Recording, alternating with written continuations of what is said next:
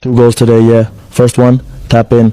But listen, not just any tap in. Je voulais m'exprimer avant la première question parce que je sais qu'il y a eu pas mal de... Kanar Timnas Indonesia sangat mengejutkan. Ini benar dibuat kaget. Pelatih Timnas Indonesia John Hartman disebut masih menjadikan Ole Romeni sebagai opsi utama di lini depan skuad Garuda untuk ajang FIFA Series 2026. Penilaian ini disampaikan pengamat sepak bola nasional Roni Pangemanan yang menilai Romeni masih menjadi pilihan paling realistis di posisi penyerang tengah.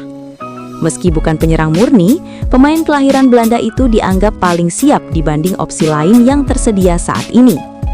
Menurutnya, keterbatasan stok striker membuat Romeni tetap berada di barisan terdepan untuk mengisi posisi nomor 9 Timnas Indonesia dalam turnamen tersebut. Meski begitu, Romeni sebenarnya bukan striker klasik. Ia lebih dikenal sebagai pemain yang bisa bermain di belakang penyerang atau peran nomor 10. Namun, dalam kondisi saat ini, Timnas Indonesia dinilai belum memiliki banyak alternatif yang benar-benar siap tampil di posisi ujung tombak. Sejumlah nama lain memang masuk dalam radar, seperti Ramadan Sananta, Rafael Struijk, Mauro Zylstra, hingga Ragnar Oratmangun. Akan tetapi, dari segi pengalaman dan kontribusi bersama tim nasional, Romeni masih dianggap paling layak masuk starting 11. Menariknya, penilaian tersebut muncul meski menit bermain Romeni di klubnya Oxford United belum sepenuhnya stabil. Kendati demikian, performanya bersama Timnas Indonesia sebelumnya dinilai cukup menjanjikan sehingga tetap mendapat kepercayaan. Pemain 25 tahun itu memang sudah menunjukkan kontribusi penting sejak memperkuat Timnas Indonesia, termasuk mencetak gol penting di sejumlah laga internasional sejak debutnya pada 2025. FIFA Series 2026 akan menjadi panggung awal bagi John Hartman bersama Timnas Indonesia. Turnamen ini diproyeksikan menjadi ajang uji coba penting bagi pelatih asal Kanada tersebut dalam membangun fondasi tim menuju agenda internasional berikutnya. Ada warna baru di jajaran staf pelatih Persijap Jepara. Sosok yang datang bukan nama sembarangan. Ia pernah menjadi bagian penting dari staf kepelatihan Timnas Indonesia di era Sintayong atau STY. Ya, mulai hari ini, Yoo Jae-hoon resmi bergabung sebagai pelatih kiper Persijap Jepara yang tengah berjuang keluar dari zona degradasi BRI Super League. Iya, benar, saya menjadi pelatih kiper di Persijap. Mulai hari ini, saya mulai bertugas, jelas Jae-hoon saat dihubungi. Keputusan pria 42 tahun itu menerima pinangan Laskar Kalinyamat bukan tanpa pertimbangan. Ia mengakui sempat mendapat tawaran dari klub lain di BRI Super League. Namun faktor keluarga menjadi alasan utama dirinya memilih Persijap. 5 tahun di Timnas Indonesia saya benar-benar sibuk dan sering meninggalkan keluarga. Saya sudah berdiskusi dengan keluarga dan mereka mendukung saya untuk kembali ke lapangan, ungkap Jae-hoon. Meski Persijap saat ini berada dalam situasi sulit dan masih berkutat di papan bawah, Jae-hoon justru melihatnya sebagai tantangan besar dalam karier kepelatihannya. Seorang pelatih tidak bisa mencari tim yang kuat saja. Memang itu yang saya cari. Tidak seru kalau saya mencari tempat yang nyaman saja, ujar Jae-hoon. Ia menyadari statusnya sebagai mantan pelatih kiper Timnas Indonesia tentu menghadirkan ekspektasi tinggi. Namun Jae-hoon memilih fokus bekerja dan menikmati proses bersama tim barunya. Supaya Persijap tetap bisa bertahan di BRI Super League musim depan, janji Jae-hoon. Bek Barcelona Eric Garcia memberikan pujian setinggi langit kepada Lamine Yamal. Ia menilai sang winger kini berkembang pesat dan menjadi sosok yang mematikan di lini serang Barcelona. Pujian ini diberikan Garcia seusai pertandingan Barcelona versus Villarreal beberapa saat yang lalu. Di laga pekan ke-26 La Liga 2025-2026 ini, Yamal kembali dipercaya Hans Flick untuk menjadi starter di lini serang El Blaugrana. Sebagai pemain, Yoo Jae-hoon bukan sosok asing di sepak bola Indonesia. Ia memperkuat Persipura Jayapura pada periode 2010-2011 dan sukses mempersembahkan 2 gelar juara kompetisi kasta tertinggi musim 2010-2011 dan 2013. Selain itu, ia juga pernah membela Bali United FC, Borneo FC Samarinda, Mitra Kukar, serta PS Barito Putra. Saat ini, Persijap masih tertahan di peringkat ke-16 atau 3 terbawah klasemen dengan koleksi 18 poin dari 22 laga. Bung Ropan menyebut saat ini Timnas Indonesia mendapat kabar baik yang justru bisa membuat John Hartman pusing. Bagaimana bisa? Jelang FIFA Series yang tinggal hitungan minggu, Timnas Indonesia mendapatkan kabar baik. Kabar baik tersebut berupa kesempatan emas kiper Timnas Indonesia Maarten Paes untuk menjadi kiper utama Ajax. Kesempatan ini muncul setelah kiper utama Ajax sebelumnya mengalami cedera, sehingga Maarten Paes yang maju sebagai penggantinya. Tentunya ini menjadi kabar baik karena Timnas Indonesia punya kiper yang bermain di klub besar Belanda. Namun justru bisa menjadi kabar yang membuat pusing John Hartman karena harus menentukan satu pilihan di antara Maarten Paes atau Emil Audero. Ini akan memusingkan bagi John Hartman untuk memilih siapa yang paling oke, ujar Bung Ropan soal pemain Timnas Indonesia. Menurut Bung Ropan, baik Maarten Paes dan Emil Audero sama-sama memiliki kualitas yang baik. Awalnya, Bung Ropan lebih menjagokan Emil Audero sebagai pilihan utama Timnas Indonesia karena sudah punya pengalaman lebih panjang di starter Serie A. Sementara Maarten Paes sempat cedera, yang tentu berpengaruh terhadap performanya. Namun melihat peluang Maarten Paes menjadi kiper utama Ajax tentu memberikan penilaian sendiri, terutama jika bisa bermain bagus di pertandingan-pertandingan berikutnya. Nah, kalau dia bermain bagus terus dalam beberapa minggu ke depan sebelum FIFA Series dimulai, pasti akan ada penilaian khusus yang dibuat John Hartman untuk kedua ini, kata Bung Ropan. Kondisi ini membuat John Hartman pusing, karena pastinya hanya akan ada satu kiper yang akan dimainkan dalam setiap pertandingan Timnas Indonesia. Oleh karenanya, John Hartman harus memilih antara Maarten Paes atau Emil Audero yang akan menjadi kiper. Tapi siapapun yang dimainkan, saya pikir dua-duanya kiper yang top, tegas Bung Ropan. Persib Bandung kembali membuktikan diri sebagai kawah candra di muka talenta muda berbakat. Kali ini, 3 pemain muda Persib dipanggil PSSI untuk mengikuti pemusatan latihan tim nasional U20. Ketiga pemain masa depan Persib tersebut adalah Fasya Nur Syarif, Kevin Muhammad Islami Pasha, dan Nazril Alvaro. Pemanggilan ini dikonfirmasi melalui surat resmi bernomor 750-144-2-2026 yang ditandatangani Sekjen PSSI Yunus Nusi. Langkah ini menjadi bagian dari strategi besar PSSI dalam meramu skuad Garuda Muda yang tangguh demi menghadapi kalender kompetisi internasional yang padat sepanjang tahun 2026 dan 2027.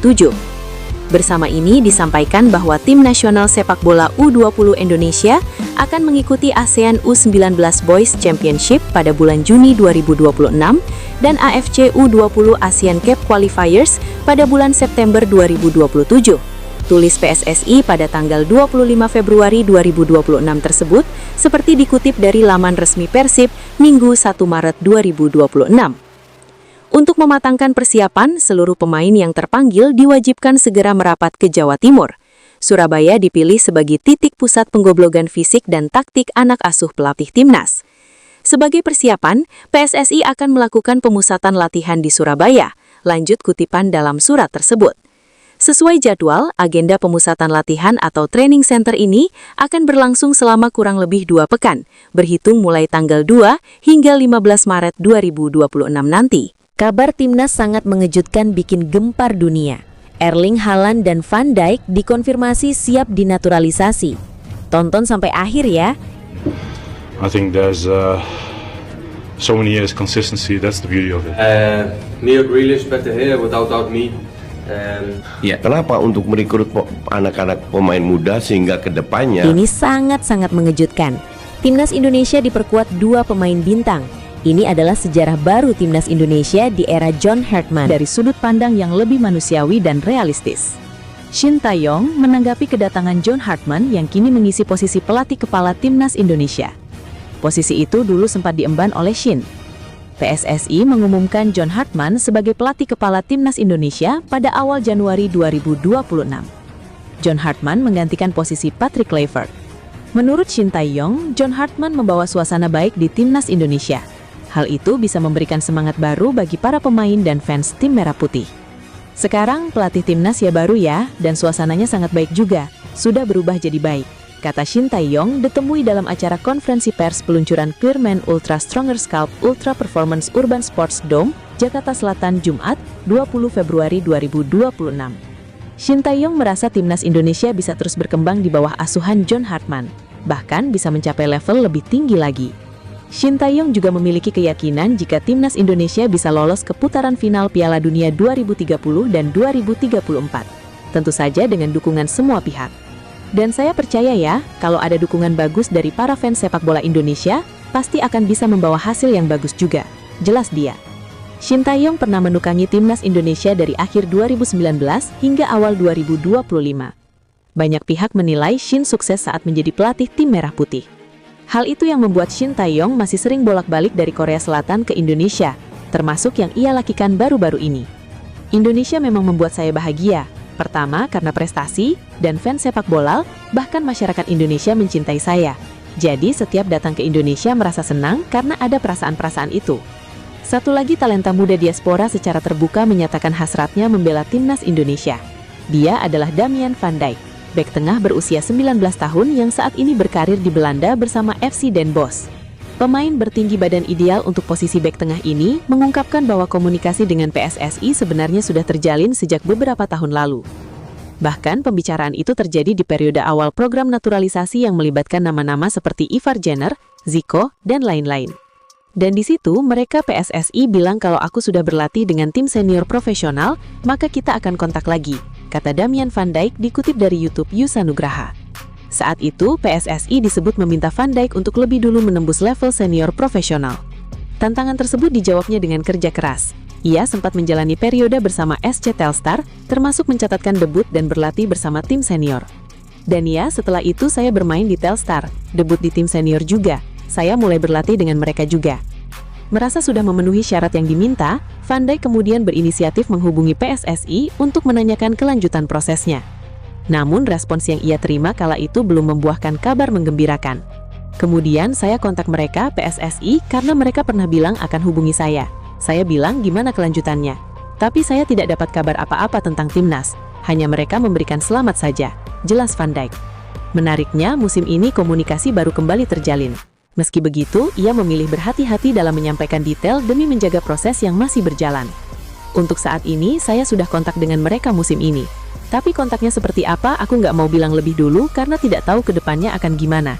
Saya juga nggak mau bilang hal-hal yang mereka nggak ingin saya bilang untuk saat ini. Ujar Van Dijk. Saya ingin menjadi lebih baik untuk diriku sendiri dan tentu juga untuk bisa berkontribusi di timnas Indonesia, kata bek 19 tahun ini. Jadi walaupun saya belum dipanggil ke timnas, itu buat aku motivasi untuk menjadi lebih baik lagi. Yang pasti saya sudah bilang ingin bermain untuk timnas Indonesia, semoga suatu saat nanti bisa terwujud, sambungnya. Van Dijk memiliki garis keturunan Indonesia dari sang ayah yang berasal dari Bogor, Jawa Barat. Fakta tersebut diperkuat oleh dokumen adopsi ayahnya saat dibawa ke Belanda oleh keluarga angkat, yang kemudian memberinya nama keluarga Van Dijk. Dengan usia yang masih 19 tahun, Damian van Dijk masuk kategori prospek jangka panjang. Timnas Indonesia sendiri dalam beberapa tahun terakhir aktif merekrut pemain diaspora untuk memperkuat dalam skuad di berbagai posisi, terutama lini belakang yang membutuhkan regenerasi. Jika proses komunikasi dengan PSSI berjalan lancar dan memenuhi regulasi FIFA terkait perpindahan asosiasi, bukan mungkin Van Dijk akan menjadi bagian dari proyek masa depan Garuda. Era kepelatihan John Hartman bersama timnas Indonesia resmi dimulai dengan target meningkatkan daya saing skuad Garuda di level internasional. Agenda terdekat yang menjadi perhatian ialah FIFA Series 2026 yang akan berlangsung di Stadion Utama Gelora Bung Karno, Jakarta pada akhir Maret mendatang. Dalam turnamen tersebut, timnas Indonesia dijadwalkan menghadapi St. Kitts and Nevis sebagai semifinal 27 Maret 2026. Hartman dituntut segera menemukan komposisi terbaik, terutama di lini depan yang menjadi fokus pembenahan utama. Salah satu kabar yang paling menyita perhatian ialah potensi hadirnya penyerang anyar melalui jalur naturalisasi. Nama Ciro Alves mencuat setelah proses alih kewarganegaraannya mendapat dukungan dari kantor wilayah Kementerian Hukum dan HAM Maluku Utara. Penyerang Malut United tersebut dinilai memiliki kualitas yang dapat meningkatkan produktivitas serangan. Sepanjang musim ini, Ciro mencatatkan 9 gol dan 3 assist dari 21 pertandingan. Jika proses naturalisasi berjalan lancar, ia diproyeksikan menjadi tandem ideal bagi Ole Romeni di lini depan. Selain isu naturalisasi, fenomena kepulangan pemain diaspora ke Super League juga menjadi pembahasan hangat. Dalam 2 musim terakhir, sejumlah pemain naturalisasi memilih melanjutkan karir di kompetisi domestik. Langkah tersebut memicu pro dan kontra di kalangan publik. Sebagian pihak khawatir kualitas pemain akan menurun karena meninggalkan kompetisi Eropa. Namun, pengamat sepak bola Bung Harpa menilai keputusan itu juga dipengaruhi faktor realistis, termasuk stabilitas karir dan kesejahteraan pemain. Pengadilan Arbitrase Olahraga atau CAS menunda pengumuman keputusan terkait dokumen bodong 7 pemain naturalisasi Timnas Malaysia. Rencananya, CAS baru akan mengumumkan putusan tersebut pada pekan depan. Menurut laporan Berita Harian, kepastian itu disampaikan melalui surat elektronik dari pejabat CAS bernama Vanessa. Dia menyebut panel hakim masih memerlukan waktu untuk melakukan musyawarah dan pendalaman setelah sidang pendengaran digelar. Vanessa menjelaskan belum dapat memberikan tenggat waktu yang pasti kapan keputusan akan diumumkan. Namun, putusan mengenai kasus yang mencoreng sepak bola Malaysia tersebut diperkirakan akan dirilis pada pekan depan. Setelah sesi pendengaran hari ini, panel akan mengambil waktu untuk bermusyawarah dan mempertimbangkan. Saya tidak dapat memberikan jangka waktu yang pasti untuk keputusan itu, namun keputusan tanpa alasan penghakiman diperkirakan akan dikeluarkan minggu depan, jelas Vanessa. Mengingat kasus ini berprofil tinggi, sebuah pernyataan media akan diterbitkan. Setelah keputusan diumumkan, penjelasan lengkap akan disiapkan dan disampaikan kepada pihak-pihak terkait.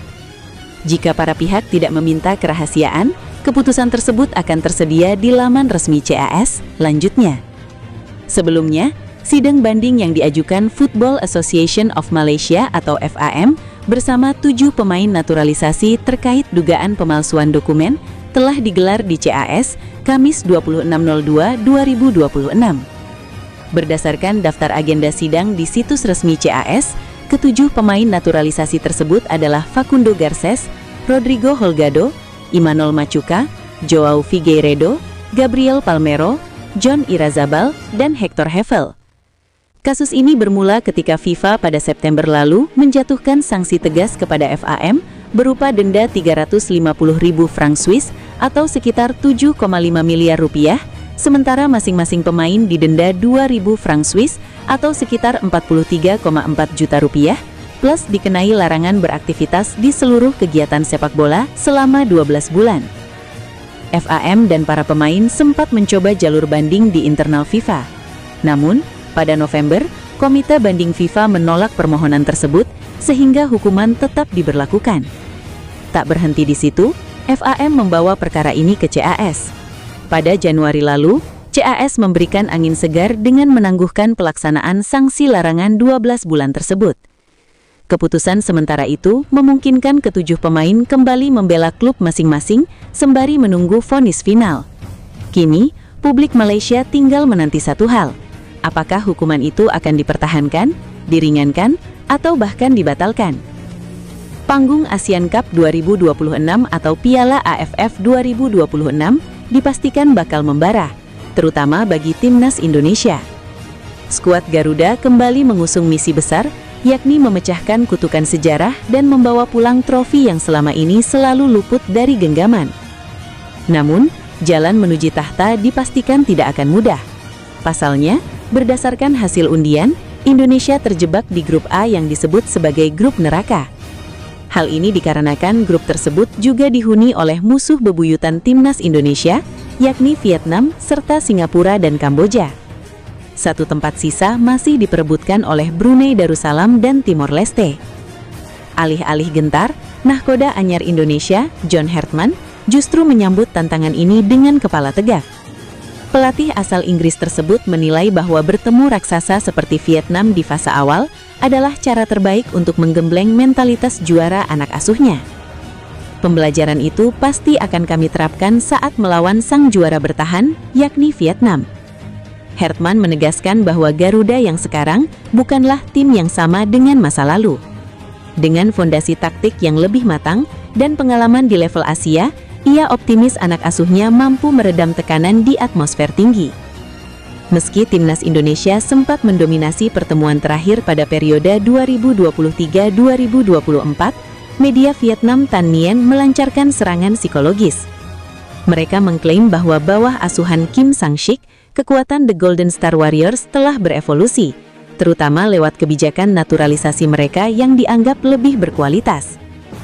Vietnam di bawah asuhan pelatih Kim Sang-sik juga memiliki skuad pemain naturalisasi berkualitas tinggi, tulis media Vietnam Tan Nien.